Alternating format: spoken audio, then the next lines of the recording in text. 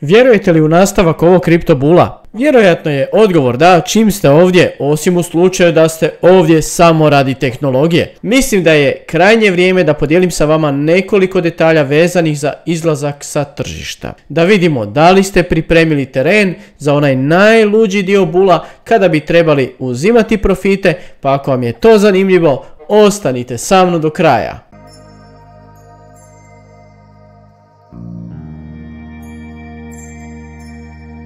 Kada krene ludnica na tržištu, često se događa da imamo zakrčenja na mrežama, nerijetko se dogode zastoji na mjenjačnicama, padne sustav, problemi sa tehničkom podrškom se rješavaju duže. Ovih godinu, dvije, kako tko, je većina od vas samo ulagala, čekala, neki su možda i uzimali profite, no sad je pitanje da li ste te profite isplaćivali u fiat ili ste tako držali i eventualno ponovo negdje ulagali. Dakle, prvo što bi trebali napraviti jest da li ste napravili svoj plan za izlazak iz kriptovaluta. Nije ništa komplicirano. Ne mislim ovdje na ciljeve jer to se nadam da ste odavno postavili, već plan kako ćete izvlačiti svoj profit van. Trebate odlučiti preko kojih mjenjačnica ćete si isplaćivati na bankovni račun ili na koju karticu ili da li ćete dizati preko kripto bankomata. Ono što bi vam ja preporučio da si napravite barem 2, a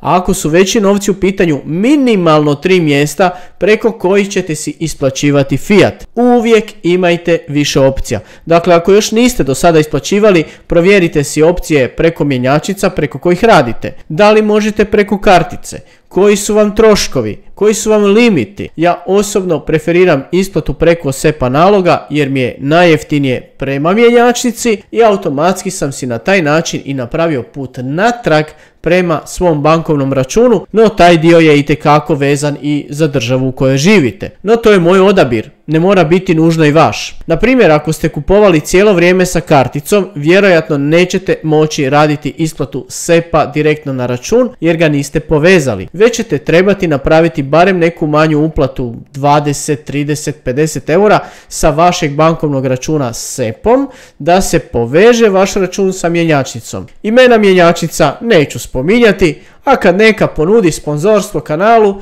onda možemo razgovarati o imenima. Jel pošteno? Zašto vam govorim sve ovo? Pripremite si teren dok nema gužvi, dok stvari idu jednostavno, a ne onda usred najužarenijeg bula vi shvatite da niste povezali račun, onda vi šaljete SEPA nalogom, pa na mjenjačnici malo kasne jer je gužva, pa ste vi ljuti, frustrirani, pa onda na jednoj mjenjačnici padne sustav. Ili je promijenila banku ili nema više ugovor, ali vi ste napravili na više strana, pa ste bez brige, ili u suprotnom, ako niste obavili, onda ste ljuti na cijeli svijet, a krivi ste isključivo vi jer niste pripremili teren kad je trebalo. Ako već imate povezano, dakle već imate način kako ćete isplatiti profit, provjerite da li vam je dokumentacija uredna i ažurna, a ne da vam se desi, pokušate, a oni kažu ne, niste koristili isplate već 2 godine i trebamo ažurirati vaše podatke. Ili,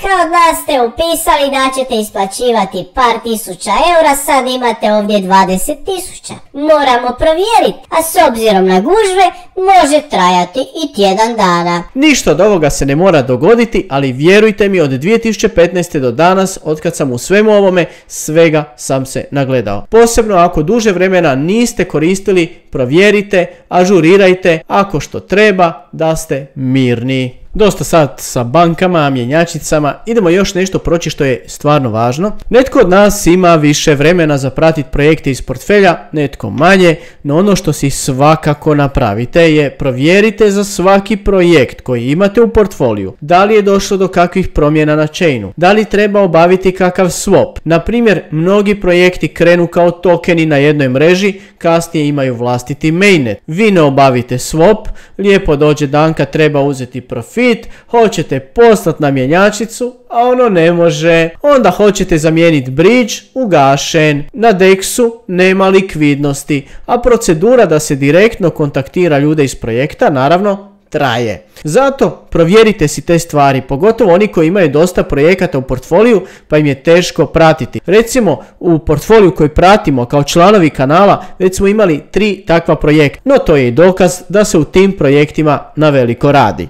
Za kraj si još provjerite da li vam je sve evidentirano kad vam izlazi koji staking, ako radite recimo staking nekog tokena. Da li imate u walletima određene iznose kriptovalute za gas fee, za slanje. Naravno, ovisi koju mrežu vaši tokeni koriste. Ako nemate, nadopunite to sada dok mreže nisu zakrčene i vjerojatno su i niže naknade. Ako još niste, napravite si plan uzimanja profita. Postavite si na primjer u TradingView alarme za određene cijene da znate kad treba reagirati, o čemu smo govorili u ovom videu. Toliko od mene za danas, ne kažu uzalud da je priprema pola posla, pa ako još niste, pripremite se na vrijeme. Ako mislite da nešto nisam spomenuo ili imate kakav prijedlog, slobodno ostavite u komentaru. Ako vam se svidio video, nemojte zaboraviti stisnuti like, pretplatite se na kanal ako još niste da ne propustite budući sadržaj, provjerite u opisu videa kako možete podržati kanal. Hvala na vašem vremenu